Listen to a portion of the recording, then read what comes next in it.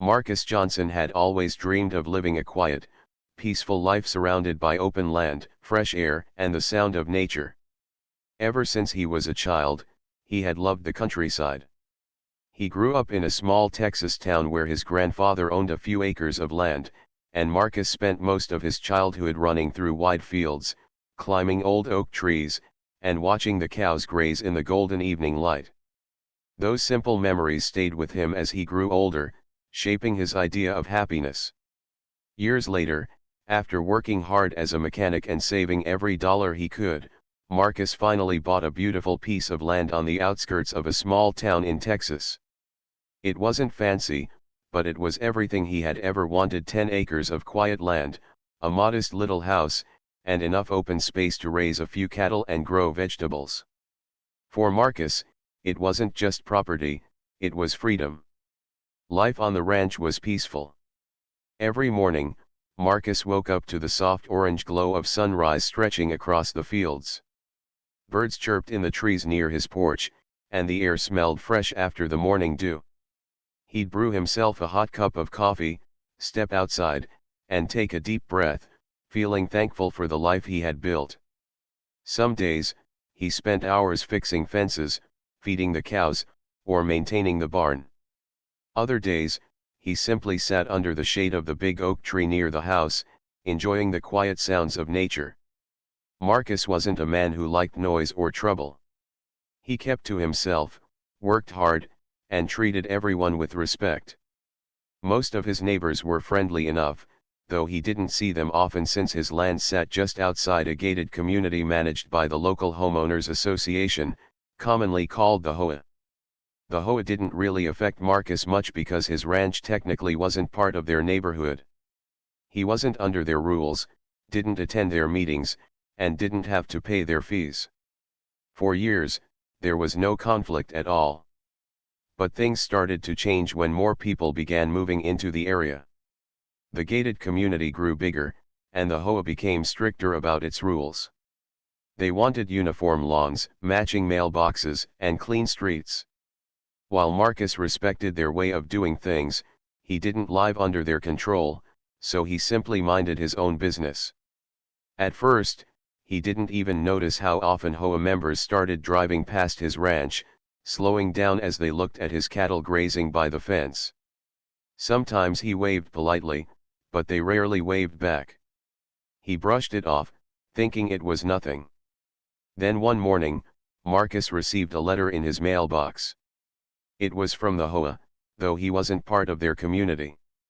The letter kindly suggested that he should consider upgrading his property's fencing to match the overall aesthetic of the neighborhood. Marcus chuckled when he read it and placed it in a drawer, assuming it was just a suggestion. He didn't think much of it after all, they had no authority over his land. Weeks passed, and Marcus continued living his peaceful life. But slowly, little signs started appearing that the HOA wasn't happy with him. One day, he noticed bright orange flags planted along the edge of his property, marking where a new fence line would be built. Another day, he overheard 2 HOA board members talking near the road about making the area more secure. At first, Marcus thought maybe they were just improving their gated community. But he had no idea that their plans would soon reach right up to his front gate. One sunny afternoon, Marcus came back from town with supplies for the ranch and stopped his truck at the entrance of his driveway. To his shock, several construction workers were unloading tall steel posts and concrete near the road. A large sign read, "Community Security Improvement Project, no unauthorized access." Confused, Marcus parked his truck and walked up to one of the workers. "Excuse me," Marcus said politely, "what's going on here?"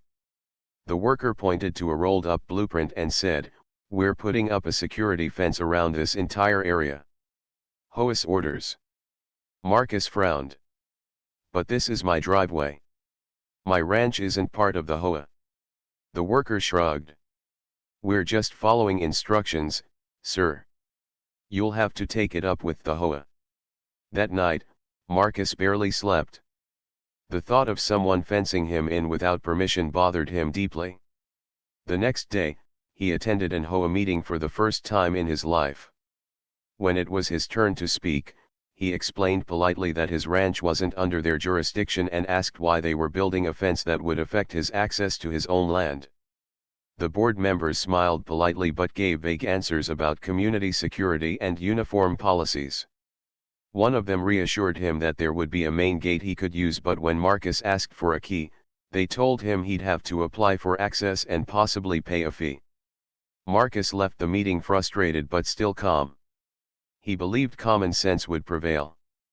But just 2 weeks later, the fence went up. It was taller than he expected, almost 8 feet high, made of solid steel bars, and stretching across the only main road leading to his ranch. A heavy gate stood in the middle, locked with a digital keypad. Marcus tried to open it, but without a key code, it wouldn't budge. At first, he thought it was just a temporary inconvenience. Surely, they'd give him a code soon.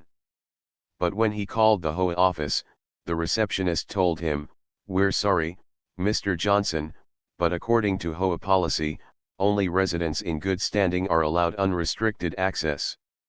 Marcus reminded her, calmly but firmly, that he wasn't part of the HOA. But her response stunned him. "Then technically, sir, you're not considered a resident within our community. You'll need to use the back road instead." The so-called back road wasn't really a road at all. It was a narrow dirt path full of potholes, stretching several miles around the entire gated neighborhood. When it rained, it flooded. When it was dry, it kicked up clouds of dust that coated his truck and made driving miserable. For Marcus, it wasn't just about convenience anymore. It was about principle. He had worked his whole life to own this land, and now a group of people he didn't even answer to was cutting off his access. Still, Marcus wasn't a man who believed in starting fights. He spent his evenings sitting on his porch, thinking about what to do. He talked to his cousin, who was a real estate agent, and she told him something that planted the first seed of an idea, something Marcus wouldn't act on just yet, but would soon change everything. For now, though, Marcus kept quiet and watched. The HOA thought they had him cornered. They had no idea that the man they underestimated was about to outsmart them in a way they never saw coming. The next few weeks were some of the most frustrating days Marcus Johnson had ever experienced. Every time he drove home, that tall steel fence stood like an uninvited wall between him and his own property. He had lived on that ranch for years without any trouble, yet suddenly he was treated like an outsider in the very place he called home. At first, Marcus tried to handle things calmly. He made several phone calls to the HOA office, hoping to find a reasonable solution. Each time, he explained politely that his ranch wasn't part of their community and that the fence was blocking his main access road. Every time, he got the same rehearsed response: "Sir, the fence is part of a community security initiative. If you'd like regular access through the gate, you'll need to submit an application and comply with HOA guidelines." Marcus couldn't believe what he was hearing. Comply with guidelines he wasn't even legally bound to? Pay fees for a community he didn't belong to? It didn't make sense. Still, he tried to remain patient.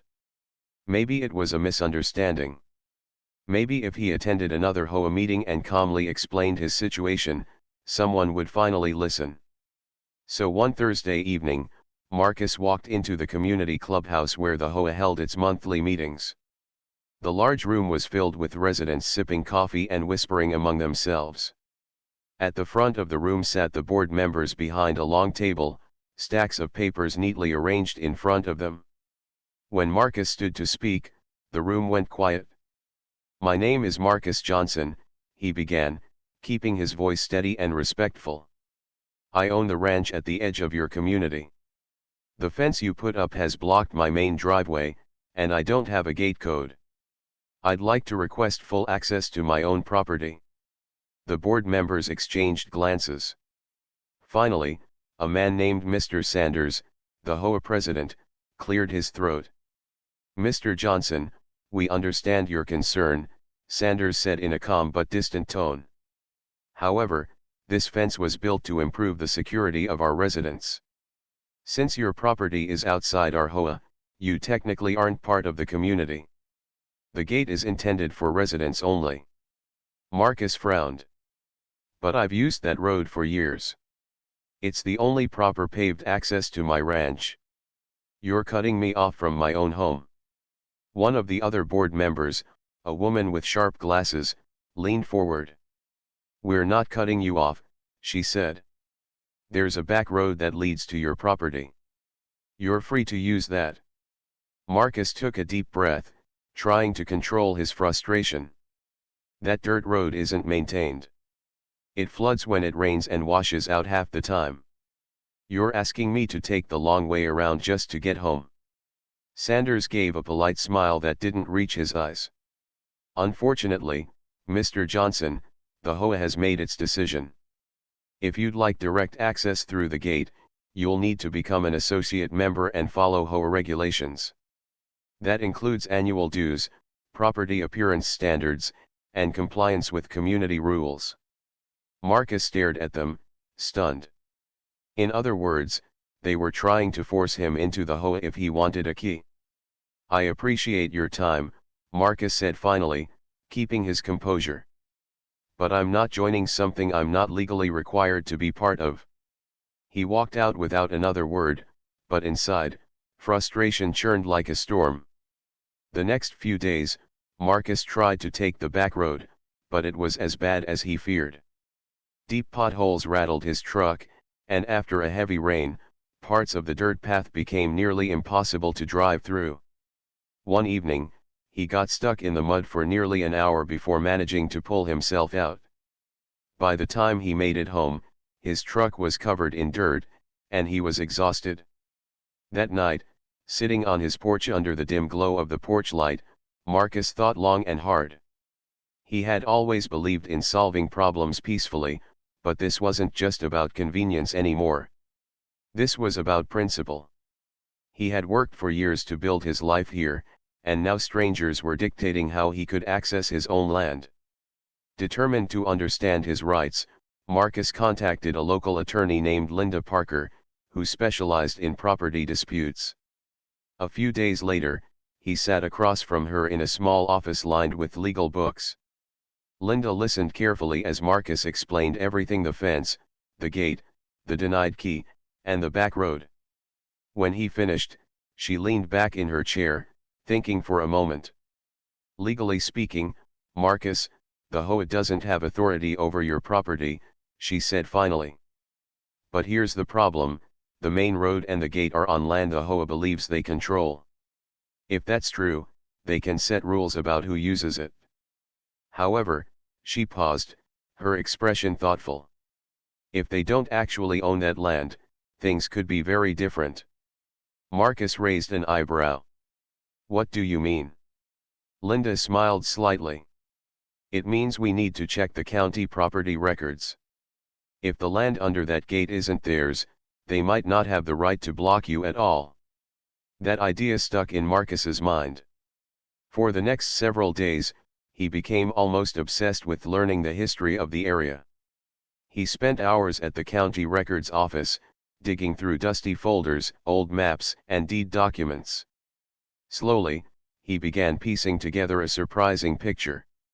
One afternoon, as sunlight filtered through the blinds of the records office, Marcus came across a file that made him stop in his tracks. According to county documents, the small strip of land where the main gate stood wasn't owned by the HOA. In fact, it had always been part of a separate parcel, one that had recently been put up for sale by a private owner. Marcus sat there in silence for a moment, staring at the papers in disbelief. The HOA had built their expensive steel gate on land they didn't even own. When he told Linda, she leaned forward, her voice low and serious. Marcus, if you buy that parcel, you'll control the gate legally. It felt like the pieces of a puzzle were falling into place. But Marcus didn't rush into anything. He thought carefully about the risks and costs. Buying land wasn't cheap, but he realized this wasn't just about money. This was about taking back control of his life and his freedom. For now, he kept his discovery to himself. The HOA had no idea what he had found, and he planned to keep it that way until the time was right. Meanwhile, tensions quietly grew. HOA members occasionally drove past his ranch, sometimes slowing down just long enough to glance at him working in the fields. Marcus waved out of habit, but they rarely waved back. He could feel the unspoken tension in the air. One Saturday afternoon, while fixing a fence post near his driveway, Marcus watched as several HOA board members inspected the new gate. They laughed and chatted, completely unaware of what he now knew. A quiet sense of determination settled over him. They thought they had the upper hand. They thought they could fence him out and pressure him into compliance.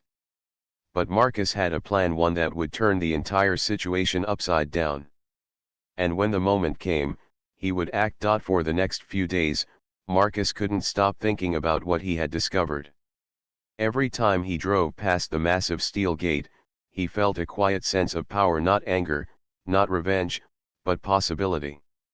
The HOA thought they had cornered him, but he now held a piece of information they didn't know, and that knowledge was priceless. At night, he sat on his porch with a cup of coffee, staring at the stars above his ranch. The land was silent, except for the soft rustling of leaves and the distant call of crickets. It was the peace he loved so much, the very reason he had worked for years to buy this ranch. And now, someone was trying to control how he lived on it. But Marcus wasn't going to fight them head on. That wasn't his way. Instead, he planned to outsmart them. The next morning, he called Linda Parker, his attorney, and asked her to meet him at the county records office. They spent hours going through documents, double-checking every detail. Linda confirmed what Marcus already suspected: the narrow strip of land where the gate stood had never belonged to the HOA. It had been owned by a private family for years, but recently, that family had quietly listed it for sale through a small local real estate agency. Marcus asked Linda to find out the price.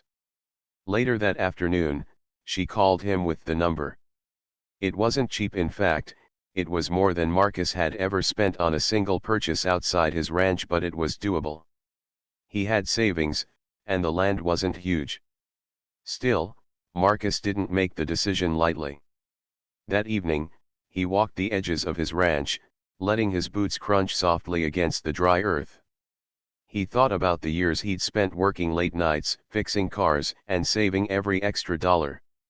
He thought about his grandfather, who had always told him, "Son, land is freedom. No one can push you around if you own the ground beneath your feet." By the time the sun dipped below the horizon, Marcus had made up his mind. The very next morning, he walked into the small real estate office downtown. The agent, a cheerful woman named Sarah, greeted him warmly. "I'm here about the parcel by the gated community," Marcus said. Sarah pulled up the listing on her computer. "Ah yes, the access strip.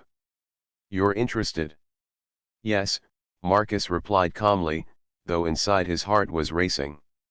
They discussed the details, signed the necessary papers, and within a week, Marcus became the proud owner of a small but strategically priceless piece of land, the land with the only gate leading into the HOA community.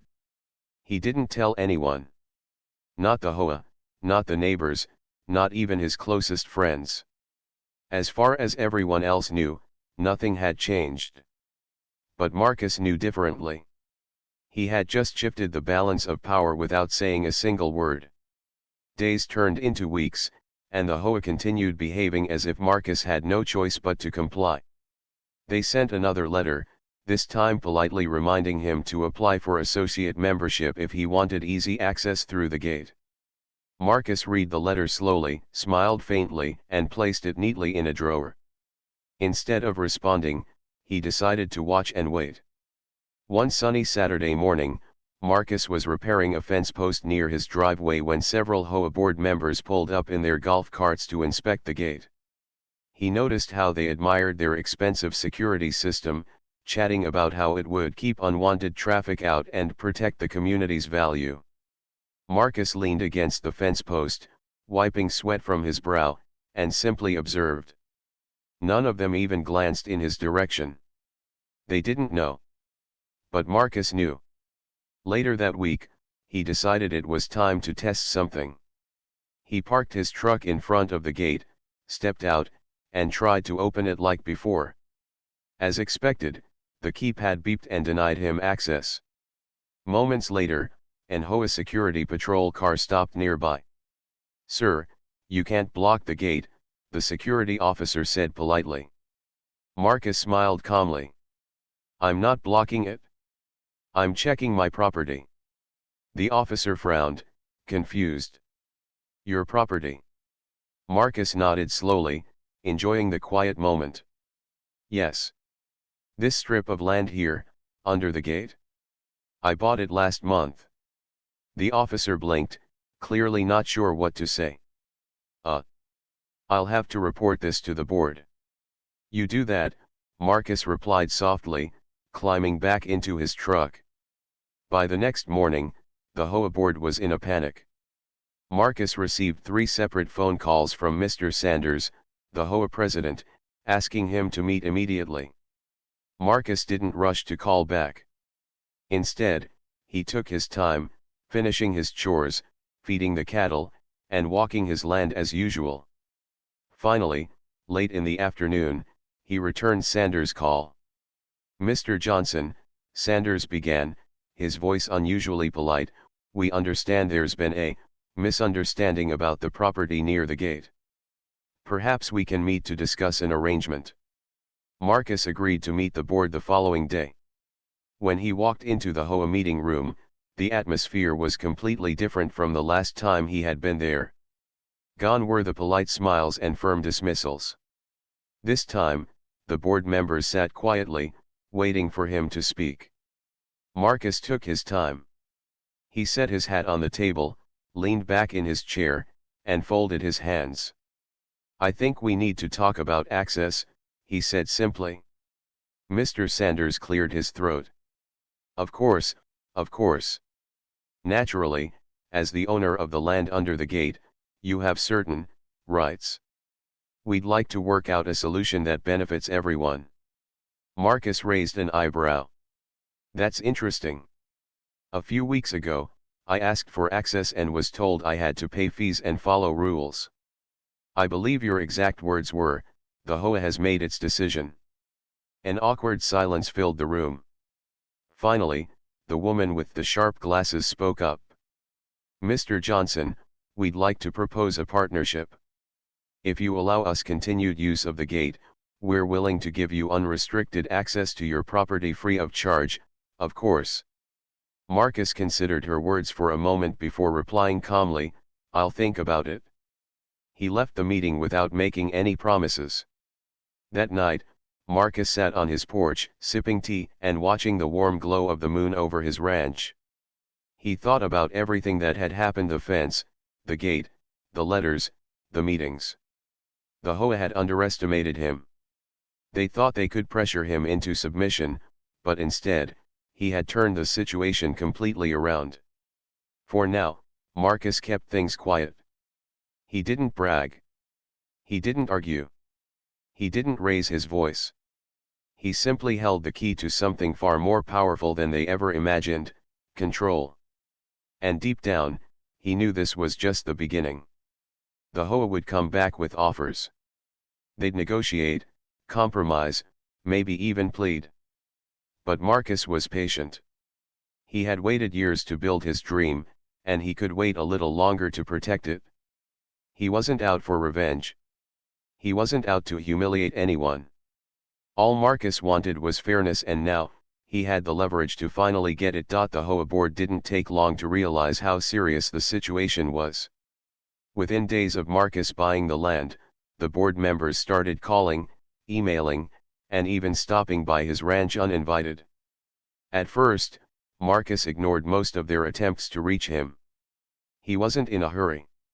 He wanted them to understand something important this time: he was the one in control. Meanwhile, the gated community quickly discovered what had happened. One morning, Marcus was out feeding his cattle when a couple driving by stopped their SUV near the fence. "Excuse me," the woman called out through the window. Is it true you own the gate now? Marcus wiped his hands on a rag and nodded slowly. That's right. Her eyes widened, and she exchanged a look with her husband. Well, I hope you work something out soon, she said softly. Without that gate, this whole community, well, we'd all be stuck. Marcus simply smiled and tipped his hat. We'll see what happens, he replied calmly. Inside the HOA offices, panic was growing. Their entire security system, the expensive steel fence, the electronic keypad, the digital cameras, all depended on one small strip of land they didn't own. Without permission from Marcus, they technically had no legal right to operate the gate. It wasn't long before the board called an emergency meeting and invited Marcus to attend. When he arrived, the atmosphere was completely different from the last 2 times he had been there. Gone were the confident smiles and firm tones. Instead, the board members looked uneasy, shifting nervously in their seats. Mr. Johnson, Mr. Sanders, the HOA president, began, we appreciate you taking the time to meet with us today. We'd like to discuss a mutually beneficial arrangement regarding the gate. Marcus leaned back in his chair, folding his hands calmly. I'm listening. We understand that you now own the land under the gate, Sanders continued, and as such, you have certain rights. We'd like to propose a formal easement agreement, meaning, we'll pay you a fair amount for the right to keep the gate where it is, and in return, we'll give you unrestricted access to your property. Marcus tilted his head slightly, considering the offer. Interesting, he said slowly. But let me ask you something. When I came here a few weeks ago, asking for a gate code, you refused. You told me I had to pay fees and follow rules I wasn't bound by.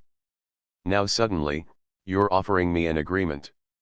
A hush fell over the room. No one spoke for several seconds. Finally, the woman with sharp glasses cleared her throat. We misjudged the situation, Mr. Johnson. We'd like to make things right. Marcus paused, then smiled faintly. I'm glad to hear that, he said softly. But here's the thing, I don't need the HOA's permission to use my land. I already have unrestricted access. What I want to talk about is your access. Sanders blinked, clearly not expecting that response. Our access. Marcus nodded. That's right. You've built a gate on my land, and hundreds of residents drive over it every single day. If we're talking about fairness, we need to discuss what that's worth. The board members exchanged nervous glances. They realized, perhaps for the first time, that they were the ones at a disadvantage now. Over the next week, Marcus and Linda, his attorney, drafted a formal agreement. It stated that the HOA could keep the gate where it was, but only if they granted Marcus full, permanent, and free access to his property, no applications, no fees, no restrictions. In addition, the HOA would pay Marcus a yearly fee for the right to use his land under the gate. At first, the HOA hesitated. Some board members argued that Marcus was asking for too much. But when their own lawyer confirmed that Marcus had every legal right to control access, they had no choice. Finally, after several tense meetings, the HOA signed the agreement. Word spread quickly through the neighborhood. Residents began approaching Marcus whenever they saw him outside. Some were angry, blaming the HOA for mishandling the situation. Others quietly congratulated him for standing his ground.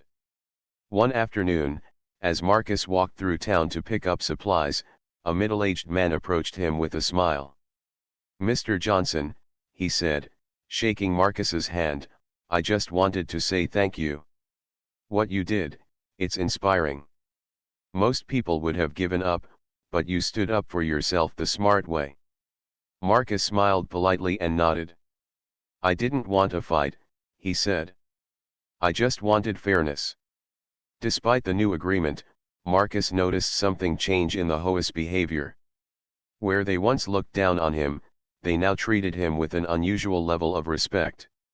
No more letters suggesting he upgrade his fence. No more complaints about his cattle grazing near the property line. And no more ignoring him at meetings.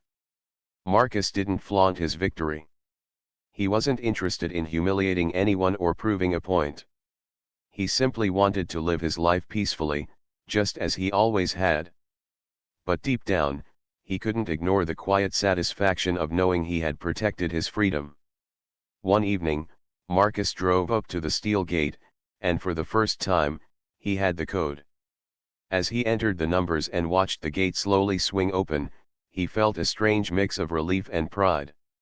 He hadn't shouted, argued, or threatened anyone. He had used patience, knowledge, and determination, and in the end, he had won. But the story didn't end there. A few weeks later, Marcus received a letter from the HOA, not a demand, not a complaint, but an invitation. They wanted him to attend their next board meeting as an honored guest to discuss ways to improve relations between property owners and the HOA. At first, Marcus hesitated. He wasn't sure if he wanted to get involved. But Linda encouraged him, saying it could help ensure nothing like this ever happened again. When he walked into the meeting room, the entire board stood to greet him. Residents clapped politely, and Mr. Sanders shook his hand warmly. "Mr. Johnson," he said with a genuine smile, "thank you for being here. We learned an important lesson from all this, and we'd like to work with you moving forward." Marcus nodded. "I'm glad to hear that," he replied calmly. "All I ever wanted was to be treated fairly. I think we can all agree that respecting each other's rights is the best way forward." The room filled with quiet murmurs of agreement. For the first time, Marcus felt a sense of belonging, not because he had joined the HOA, but because they had finally learned to respect him as a neighbor and a landowner. Later that night, as he sat on his porch under the soft glow of the stars, Marcus thought about everything that had happened. He remembered the frustration of being fenced in, the endless phone calls, the ignored requests, and the sleepless nights. But he also thought about how patience and perseverance had paid off. He had fought for his rights without anger, without conflict, and without losing his dignity. In the end, he hadn't just secured access to his land, he had earned the respect of an entire community. For Marcus, that was the greatest victory of all. Weeks passed after Marcus and the HOA signed the agreement, but the effects of his quiet victory stretched far beyond the steel gate. Life on the ranch began to feel peaceful again, yet this time, there was something different, a sense of dignity and control that Marcus hadn't felt before. Every morning, as the sun painted the sky with soft shades of gold, Marcus walked across his land with a calmness in his heart. The breeze carried the fresh scent of earth and grass, and the soft lowing of cattle drifted through the air. It was the same ranch he had always loved, but now, it felt different. It wasn't just land anymore, it was a symbol of his persistence, his patience, and his belief in fairness. For months, Marcus had endured frustration, endless meetings, and sleepless nights worrying about losing easy access to his own home. There were times when he had thought about giving up, about simply accepting the back road and letting things stay unfair. But something inside him refused to surrender. Deep down, he believed in his rights, and he believed that if he stayed calm and patient, the truth would eventually stand on its own. And now, every time he drove up to the main gate, punched in his code, and watched the tall steel bars swing open without resistance, it felt like a quiet reminder of everything he had stood for.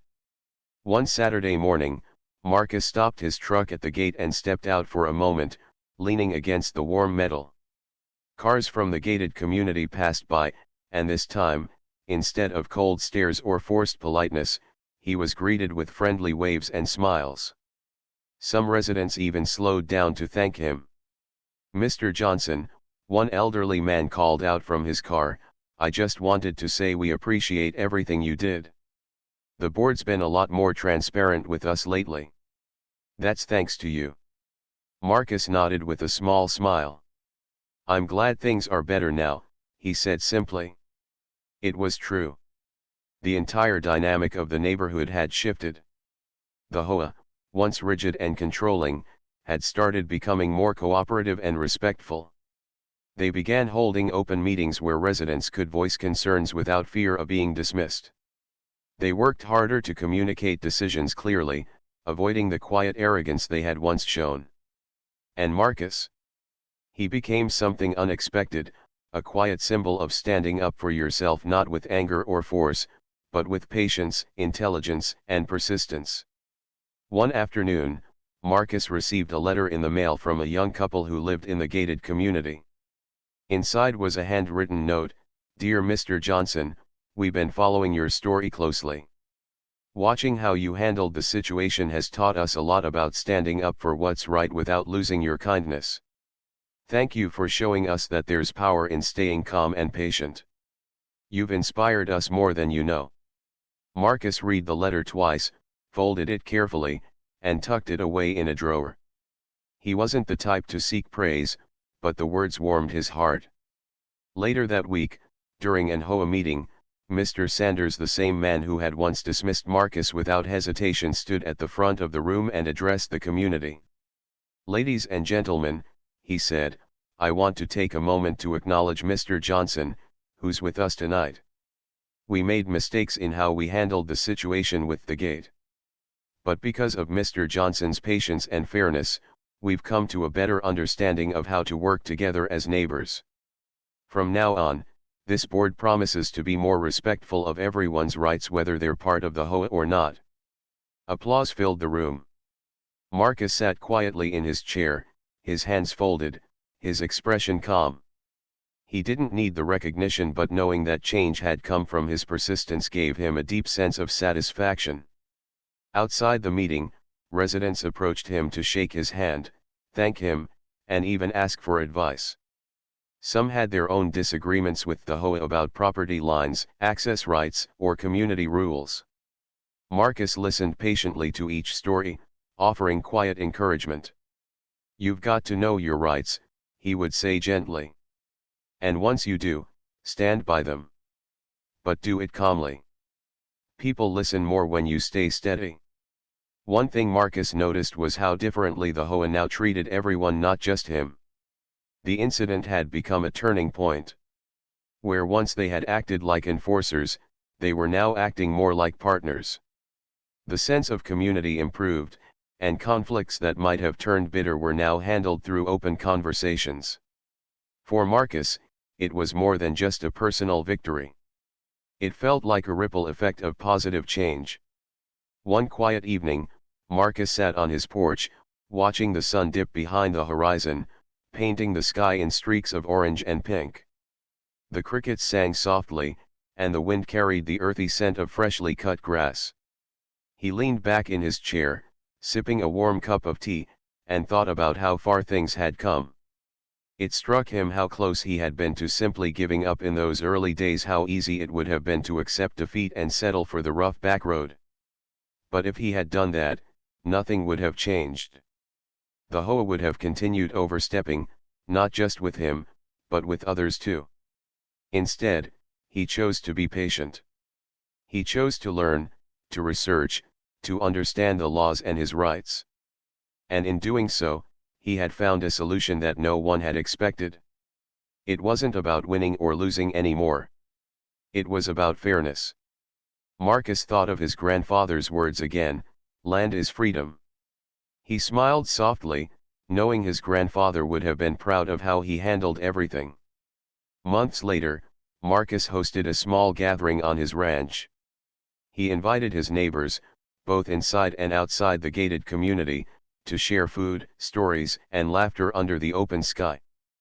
People who had never spoken to him before came with dishes in hand, curious to see the man who had quietly reshaped their community. Children played near the fence lines, their laughter carrying across the fields. Families sat at picnic tables, eating barbecue and swapping stories. For the first time since moving to the ranch, Marcus felt a genuine sense of connection with the people living around him. "Funny how things work out," one neighbor said, sipping sweet tea beside Marcus. "A few months ago, there was so much tension.